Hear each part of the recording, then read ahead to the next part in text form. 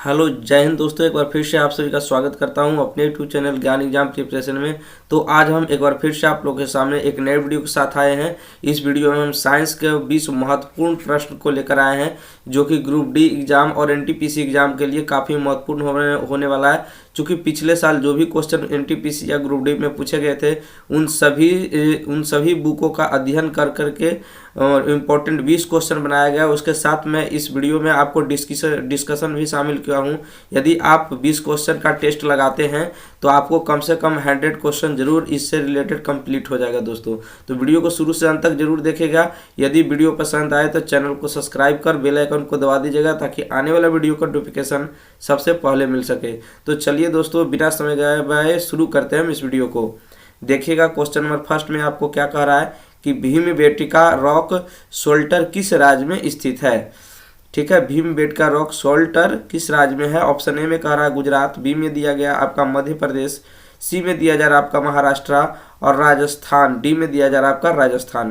तो इसका सही आंसर होगा मध्य प्रदेश। क्या हो जाएगा, भीमबेटका रॉक साल्ट गुफा कहाँ पर है, किस राज्य में है, तो मध्य प्रदेश में। इससे रिलेटेड कुछ इंपॉर्टेंट पॉइंट हम देख लेते हैं कि भीमबेटका रॉक सोल्टर है जो मध्य प्रदेश के रायसेन जिले में स्थित है। कहाँ पे है, मध्य प्रदेश के रायसेन जिले के अंदर आपका है जो भीमबेटका स्थित है। करा यह एक पुरातात्विक स्थल है जो कि प्रागैतिहासिक और मेसोलिथिक काल का फैला है। ठीक है, जो पुरातत्व स्थल है कैसा है, एक पुरातत्व स्थल है जो कि प्रागैतिहासिक काल और मेसोलिथिक काल का फैला हुआ है। अगला नोट पॉइंट में क्या है कि मध्य प्रदेश के अन्य पर्यटन आकर्षकों में, ठीक है, ओंकारेश्वर मंदिर और महाकालेश्वर, ठीक है, भोजताल खजुराहो मंदिर भी शामिल है। यानी मध्य प्रदेश के अंदर और भी मंदिर आपका है, जैसे कुछ आकर्षक मंदिर बताया गया है, ओंकेश्वर मंदिर और महाकालेश्वर मंदिर और भोजताल मंदिर और खजुराहो मंदिर भी इसमें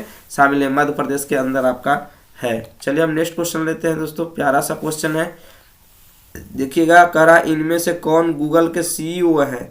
ठीक है, ये पुराना करंट है दोस्तों, ये सुंदर पिचाई उस टाइम में है जो सीईओ थे गूगल का। ठीक है, अगला क्वेश्चन हम लेते हैं क्वेश्चन नंबर 3। क्वेश्चन नंबर 3 में आपको दिया गया है कि इनमें से कौन सी पाकिस्तान की आपकी राजधानी है इस्लामाबाद। बी में कह रहा लाहौर, सी में दिया गया आपका कोटा, ठीक है, और आपका डी में है आपका कराची।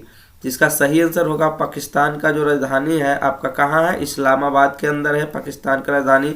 इससे इंपॉर्टेंट पॉइंट देखते हैं कि इस्लामाबाद पाकिस्तान की राजधानी है। इसे आधिकारिक रूप से 14 अगस्त 1967 को राजधानी बनाया गया था। किसे, इस्लामाबाद को कब राजधानी बनाया गया था, 14 अगस्त 1967 में आपका बनाया गया था पाकिस्तान की राजधानी। चलिए हम नेक्स्ट क्वेश्चन लेते हैं क्वेश्चन नंबर 4। देखिएगा क्वेश्चन नंबर 4 में है कि भूटान की मुद्रा क्या है। ठीक है, भूटान की मुद्रा क्या है आपका, ऑप्शन ए में दिया है टका, बी में दिया गया दिरहम, सी में है गुलट्रम और डी में दिया गया आपका क्यात। तो इसका सही आंसर हो जाएगा आपका गुलट्रम। ठीक है, भूटान की मुद्रा क्या है आपका गुलट्रम, याद रखिएगा। देखिएगा भूटानी न्यूट्रलम भूटान की मुद्रा, इसका पूरा नाम है, ठीक है, गुलट्रम। अब देखिए मुद्रा, इस साइड मुद्रा, इस साइड देश है। जैसे टका कहाँ की मुद्रा है तो बांग्लादेश के, दिरहम कहाँ की मुद्रा है यूएई की, और क्यात कहाँ की मुद्रा है तो म्यांमार के। ये तीनों भी साथ में याद रखिएगा। टका बांग्लादेश का है, दिरहम यूएई का है और क्यात कहाँ की मुद्रा है आपका म्यांमार की मुद्रा है। तो चलिए हम अगला क्वेश्चन की तरफ बढ़ते हैं। क्वेश्चन नंबर 5 लेते हैं। प्यारा सा सवाल है, देखिएगा। कह रहा कौन सा शहर गुलाबी शहर के रूप में जाना जाता है। उदयपुर, आपका जोधपुर दिया है, फिर जयपुर दिया है, आपका जैसलमेर दिया है। तो इसका सही आंसर हो जाएगा कौन सा शहर गुलाबी शहर के रूप में जाना जाता है, तो जयपुर को जाना जाता है। इंपॉर्टेंट पॉइंट देख लेते हैं। पहला पॉइंट देखते हैं कि जयपुर यहाँ के पत्थर के रंगों के कारण गुलाबी शहर के रूप में भी जाना जाता है। जयपुर में यहाँ जो पत्थर के रंग है इसी के कारण जयपुर को गुलाबी शहर भी जाना जाता है। और शहर भर में गुलाबी रंग से रंगा हुआ पुराना निर्माण भी है। बहुत पुराना मकान जो है, भव्य जो मकान बने हुए सभी गुलाबी रंग से पेंट किए हुए हैं। अगला पॉइंट देखते हैं, जोधपुर को नीले शहर के रूप में भी जाना जाता है। ठीक है, ये जो है जोधपुर को किस शहर के रूप में जाना जाता है तो नीले शहर के, जयपुर को पिंक सिटी यानी गुलाबी शहर। उदयपुर को पूर्व का बेसिन कहा जाता है। क्या कहा जाता है, उदयपुर को पूर्व का बेसिन कहा जाता है। जैसलमेर को गोल्डन शहर के रूप में भी जाना जाता है। ये सभी इंपॉर्टेंट पॉइंट आप याद रखिएगा। चलिए हम अगला क्वेश्चन की तरफ बढ़ते हैं। क्वेश्चन नंबर 6 लेते हैं। कराए भारत का सबसे अधिक आबादी वाला राज्य कौन सा है? ऑप्शन ए में बिहार है, बी में दिया गया उत्तर प्रदेश, सी में है पश्चिम बंगाल और डी में आपका सिक्किम है। तो इसका सही जो आंसर होगा आपका उत्तर प्रदेश हो जाएगा। ठीक है, भारत का सबसे अधिक आबादी वाला राज्य जो है आपका उत्तर प्रदेश है। इंपॉर्टेंट पॉइंट लेते हैं इसका कि 2011 की जनगणना के अनुसार उत्तर प्रदेश भारत का सबसे अधिक आबादी वाला राज्य है, जिनकी जनसंख्या लगभग इतना करोड़ में आपका दिया गया है। ठीक है, सिक्किम भारत की सबसे कम आबादी वाला राज्य है। यदि आपसे पूछे कि सबसे कम आबादी वाला राज्य तो सिक्किम भारत का, सबसे अधिक आबादी वाला राज्य तो आपका उत्तर प्रदेश हो जाएगा। चलिएगा नेक्स्ट क्वेश्चन की तरफ बढ़ते हैं। क्वेश्चन नंबर 7 लेते हैं। रहा है क्वेश्चन नंबर 7 में कि आरबीआई के 23वें गवर्नर कौन थे? ऑप्शन ए में दे रहा है आपका मनमोहन सिंह, बी में है उर्जित पटेल, सी में है शशिकांत दास, डी में है रघुराम राजन। तो इसका आंसर आपका हो जाएगा ऑप्शन डी, यानी आरबीआई के 23वें जो गवर्नर है रघुराम राजन है। ठीक है, रघुराम राजन। और मनमोहन सिंह कैमे गवर्नर थे आरबीआई के? तो 15वें गवर्नर थे। चलिए हम अगला क्वेश्चन लेते हैं। क्वेश्चन नंबर 8 देखिएगा, कह रहा तिब्बत में इनमें से कौन सी नदी का स्रोत है? सतलज, रावी, ठीक है, चिनाब, झेलम। इसका सही आंसर हो जाएगा आपका सतलज। तिब्बत में कौन सी नदी का स्रोत है? आपका सतलज नदी का है। इंपॉर्टेंट पॉइंट इससे देख लेते हैं कि सतलज नदी का स्रोत तिब्बत में है। ठीक है, पहला पॉइंट। नेक्स्ट पॉइंट देखते हैं कि नदी को शत्रुदी के नाम से भी जाना जाता है। आपका सतलुज नदी को शत्रुदी नदी के नाम से भी जानते हैं। रावी की उत्पत्ति चंबा से हुई है। कहाँ से? चंबा से। करा चेनाब की उत्पत्ति बारालाचा से हुई है। आपकी झेलम की उत्पत्ति पीर पंजाल रेंज से हुई है। ठीक है, झेलम की उत्पत्ति हुआ है पीर पंजाल रेंज से, चेनाब की उत्पत्ति बारालाचा से हुई है और रावी की उत्पत्ति चंबा से हुई है। चलिए हम नेक्स्ट क्वेश्चन लेते हैं। क्वेश्चन नंबर 9 देखते हैं हम लोग। करा पूना पैक्ट किस वर्ष में हस्ताक्षर किया गया था? ऑप्शन ए में 1932, बी में 1945, सी में करा 1928 और डी में दिया गया आपका 1938। तो इसका सही आंसर हो जाएगा 1932 में पूना पैक्ट हुआ था। इससे रिलेटेड कुछ इंपॉर्टेंट पॉइंट हम देखते हैं। पॉइंट 1 में आपको कह रहा है कि महात्मा गांधी और BR अम्बेडकर के बीच 26 सितंबर 1932 को पूना पैक्ट पर हस्ताक्षर किया गया था। कब? 26 सितंबर 1932 ईस्वी को पूना पैक्ट पर महात्मा गांधी और किसके? डॉक्टर अंबेडकर के बीच में हुआ था। अगला पॉइंट में है कि गांधी के अमरण अनशन को तोड़ने के लिए इस पर हस्ताक्षर किया गया था पूना पैक्ट के ऊपर। चलिए हम अगला क्वेश्चन लेते हैं। क्वेश्चन नंबर 10 देखते हैं। क्वेश्चन नंबर 10 में आपका कह रहा है कि मनुष्य द्वारा इस्तेमाल किया जाने वाला पहला अनाज कौन सा था? ऑप्शन ए में है जई, बी में है गेहूं, जौ और चावल। इसका सही आंसर है गेहूं। गेहूं सबसे पहले आपका मानव द्वारा इस्तेमाल किया गया था। इसे इंपॉर्टेंट पॉइंट देखते हैं कि गेहूं मनुष्य द्वारा इस्तेमाल किया गया आपका पहला अनाज था। अगला है कि मध्य पूर्व में कई स्थानों पर इसे 8000 ईसा पूर्व के तुरंत बाद बोया गया, मिलाया गया और फिर काटा गया। चलिए हम नेक्स्ट क्वेश्चन लेते हैं। क्वेश्चन नंबर 11 करते हैं।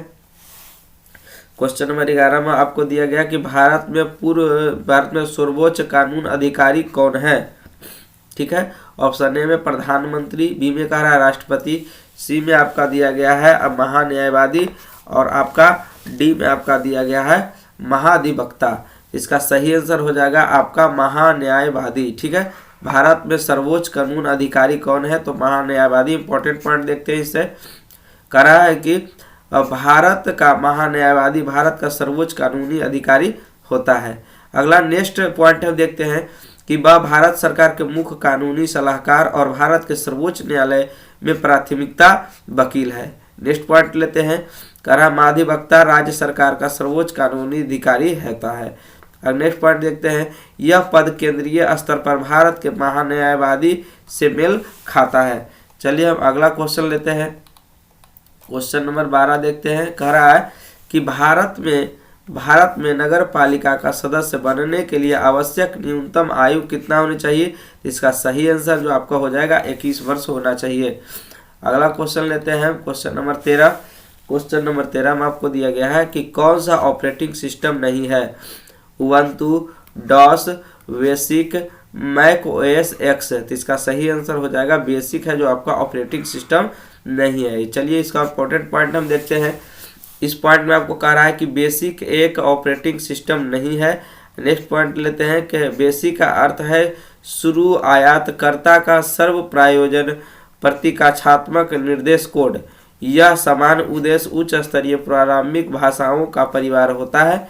ठीक है, बेसिक कह रहा है। अगला पॉइंट पे कह रहा है यह ऑपरेटिंग सिस्टम सॉफ्टवेयर है जो कंप्यूटर को हार्डवेयर और सॉफ्टवेयर संसाधनों का प्रदान करता है और कंप्यूटर प्रोग्राम के लिए अन्य सेवाओं को प्रदान करता है।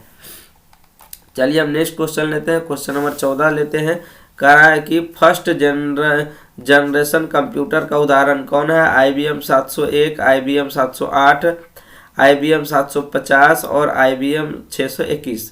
इसका सही जो आपका आंसर हो जाएगा IBM 701 आपका सही आंसर हो जाएगा। फर्स्ट जनरेशन कंप्यूटर है। इससे रिलेटेड इंपॉर्टेंट पॉइंट कहते हैं पहली श्रेणी का कंप्यूटर IBM 701 है। वे अक्सर विशाल होते हैं जो पूरे कमरे को घेर लेते थे और मेमोरी के लिए चुंबकीय सर्किट, ड्रम के लिए वैक्यूम ट्यूब का इस्तेमाल किया जाता था इसमें। चलिए हम अगला क्वेश्चन लेते हैं। क्वेश्चन नंबर 15 देखते हैं। क्वेश्चन नंबर 15 में आपको दिया गया है कि इनमें से किस कारक पर तारों का रंग निर्भर करता है? ऑप्शन ए में कह रहा है दूरी, बी में दिया गया आपका समय, सी में दिया गया आपका तापमान, डी में दिया गया आपका त्रिज्या। तो इसका सही जो आंसर हो जाएगा आपका तापमान के ऊपर तारों का रंग आपका निर्भर करता है। किसके ऊपर? तापमान के ऊपर तारों का रंग निर्भर करता है। अगला क्वेश्चन लेते हैं। क्वेश्चन नंबर 16 करा निर्वात में प्रकाश की चाल कितनी होती है? तो सभी जानते होंगे 3 × 10⁸ मीटर प्रति सेकेंड जो इसका चाल होता है। तो 3 × 10⁸ यानी देखिए यहाँ पे पावर होगा 3 × 10⁸ यानी ऑप्शन सी इसका करेक्ट हो जाएगा। चलिए अगला क्वेश्चन लेते हैं। क्वेश्चन नंबर 17 एक प्यारा सा सवाल है। करा निम्नलिखित में से किस नियम के अनुसार दो बिंदुओं को आरोपों के बीच आकर्षण या प्रतिकर्षण बल का आरोपों के परिणाम के उत्पाद के अनुपातिक और उनके बीच की दूरी के वर्ग व्युत्क्रमानुपाती होती है? ऑप्शन ए में कह रहा है कूलम्ब का नियम, बी में कह रहा है लैम्बर्ट्स का नियम, ऑप्शन सी में कह रहा है किरचॉफ का नियम, डी में कह रहा है बर्नौली का सिद्धांत। तो इसका सही आंसर जो आपका हो जाएगा आपका कूलम्ब का नियम हो जाएगा। क्या हो जाएगा? कूलम्ब का नियम। इससे रिलेटेड कुछ इंपॉर्टेंट पॉइंट देखते हैं कि कूलम्ब के नियम के अनुसार आकर्षण बल दो या दो बिंदुओं पर प्रतिकर्षण के बीच बल सीधे आरोप के परिणाम को उत्पाद के अनुपातिक होते हैं और उनके बीच की दूरी के वर्ग अनुक्रमानुपाती होते हैं। करा प्रभार पदार्थ से जुड़ी मूल संपत्ति है जिसके कारण वह विद्युत और चुंबकीय प्रभावों को उत्पादन और अनुभव करता है। नेक्स्ट पॉइंट देखते हैं कि स्थैतिकी बिजली में कूलम्ब का नियम का एक महत्वपूर्ण अवधारणा है। चलिए हम अगला क्वेश्चन लेते हैं। क्वेश्चन नंबर 18 करा लोहे के गैल्वेनीकरण को खाली स्थान का उपयोग करके किया जाता है? ऑप्शन ए में सोना, बी में है सोडियम, सी में आपका दिया गया तांबा, डी में है आपका जस्ता। तो लोहे का गैल्वेनीकरण किसके द्वारा होता है? तो जस्ता के द्वारा किया जाता है। इंपॉर्टेंट पॉइंट देखते हैं कि जस्ता का उपयोग करके लोहा को गैल्वेनीकरण किया जाता है। अगला पॉइंट है कि लोहा या स्टील को जस्ता की एक सुरक्षात्मक कोटिंग लगाने की प्रक्रिया को गैल्वेनीकरण कहा जाता है। अगला क्वेश्चन लेते हैं। Question number 19।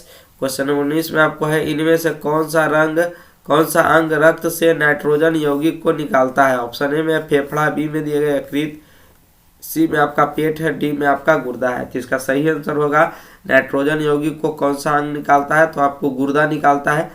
कह रहा है इससे रिलेटेड पॉइंट कह रहा है गुर्दा से नाइट्रोजन यौगिक को हटाने के लिए जिम्मेदार होता है और यह रक्त को फिल्टर करता है। कौन? किडनी यानी गुर्दा। जो मेरा किडनी है रक्त को भी शुद्ध करने का काम करता है। नेक्स्ट क्वेश्चन लेते हैं जो कि आज का लास्ट क्वेश्चन होगा। करा इनमें से कौन सी नस फेफड़ों से हृदय तक साफ रक्त लाने के लिए जिम्मेदार है?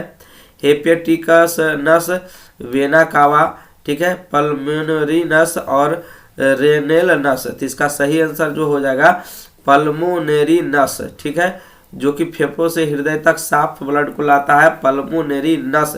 इसे आप याद रखिएगा। पहला पॉइंट देखते हैं कि पल्मोनरी नसें फेफड़ों से हृदय तक साफ रक्त को लाने के लिए आपका जिम्मेदार है। कर रहा है कि पल्मोनरी धमनियां शरीर से फेफड़ों तक ऑक्सीजन रहित रक्त ले जाती है। पल्मोनरी धमनियां क्या करती है?